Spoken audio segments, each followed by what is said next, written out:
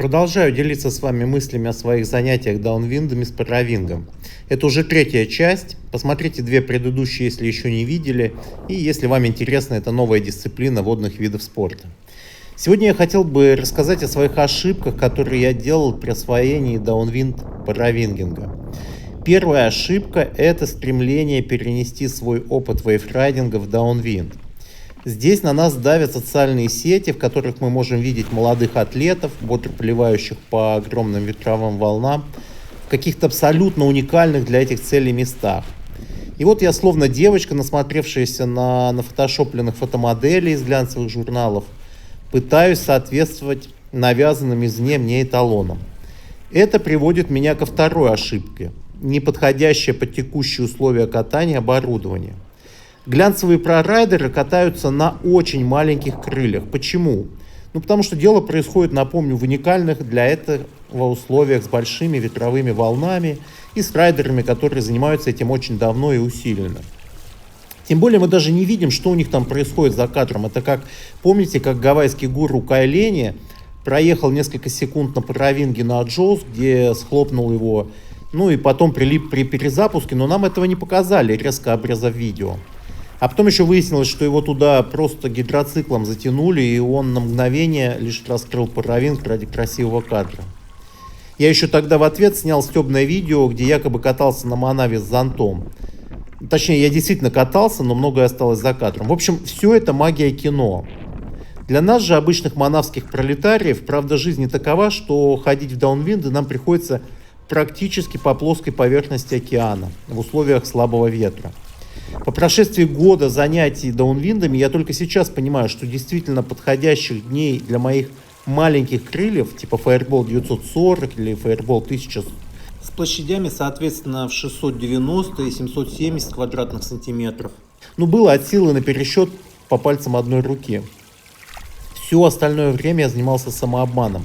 Я убеждал себя и зачем-то своих друзей, что, мол, как было круто сегодня ловить огромные плюхи и нести с них словно с большой манавы. Точнее, мне действительно это чувство очень нравилось тем, что такое катание очень похоже на вейврайдинг на большой рушащейся волне. Но оборотной стороной медали такого катания является частота прилипания на плоских участках во время таких даунвиндов. То есть вместо того, чтобы скользить бесконечно долго, ты пампишь как вне себя, чтобы догнать очередную плюху, которая чем-то напомнит тебе твой же вейврайдинг на Манаве, которым мы можем заниматься практически каждый день. Благо мы находимся в зоне действия долгопериодных зыбий, бесперебойно поставляемых нам из ревущих 40-х и неистовых 50-х. Истинный же кайф открывается лишь, когда ты можешь на низком пульсе в зоне аэробного режима скользить бесконечно долго. А для этого не нужно стесняться взять большое по площади крыло, которое позволит тебе не бодро мчаться на редких плюхах, а спокойно скользить на плоских участках твоего даунвинд маршрута. В последнее время я просто полюбил кататься на Fireball 1160, 1250 и даже заказал себе для этих целей Fireball 1350. Это огромнейшее высокоаспектное крыло с невероятной для даунвиндов площадью в 1300 квадратных сантиметров. Цель – запустить паравинг при входе на воду, сложить его в сумку, добравшись до точки старта в нескольких километрах от берега в океане, и понестись вниз по ветру, спокойно и уверенно скользя по водной глади с минимум движений пампинга в присядку. А дальше вспомни про паравинг только в конце маршрута, когда надо возвращаться из открытого океана снова на берег через лагуну, где нет никаких плюх, а только лишь гладь с сотмелями и кораллами.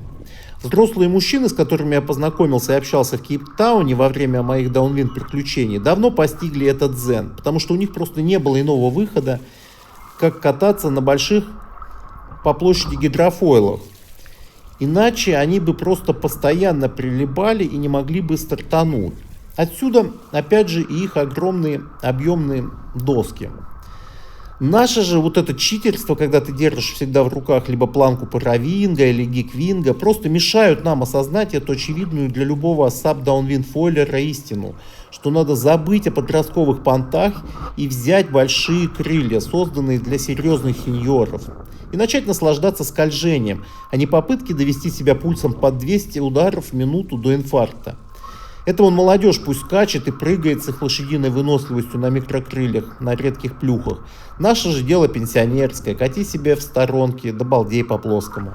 По прошествии этого года я теперь четко осознаю, что нет неподходящих условий для даунвиндов, есть неподходящее для этого вида спорта оборудование. Если дует минимальный ветер, он уже формирует минимальную волну, поэтому все, что вам нужно, это просто взять подходящий под этот микрочоп и под ваш вес тела фойл, который обеспечит вам достаточную для бесконечного скольжения тягу. Можно кататься и на озерах, и на реках, да буквально где угодно, где есть хоть какая-то едва заметная рябь по поверхности воды, способная двигать гидрофойл вперед. Только упаси бог вам пытаться использовать ваш опыт вейврайдинга с катанием по передней стенке волны. Раньше я пытался делать именно это. Я видел плюху и стремился за счет неистового пампинга во что бы то ни стало сесть на ее передний склон, будто это настоящая волна. И даже если у меня это получалось, на это уходило много сил.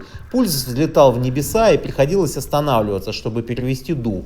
А это вообще не то пальто. Не нужно садиться на передний склон плюхи, нужно преследовать ее сзади. Так вы вообще не тратите сил, чтобы ее догнать. Вам нужно пристроиться к спинке уходящей вперед волны, и следующая плюшечка толкнет вас. Вы даже не заметите, как это произойдет, так как в открытом океане, в отличие от линии прибоя, волновая поверхность имеет исключительно хаотичный порядок. Там перемешаны сразу несколько направлений ветровых зыбей с несколькими направлениями долгопериодных мертвых зыбей. Не ищите в них порядок. Это как пытаться писать кипящий суп. Действуйте не стратегически, а тактически. Держите глаза широко открытыми и вращайте головой на 360 градусов. Всем удачи и не стесняйтесь больших размеров фойлов для даунвиндов с паравингами. И поскорее прячьте свои паравинги в сумке, чтобы у вас раскрылись глаза и вы постигли истинное удовольствие от процесса слияния с волнами открытыми океана. Увидимся на воде.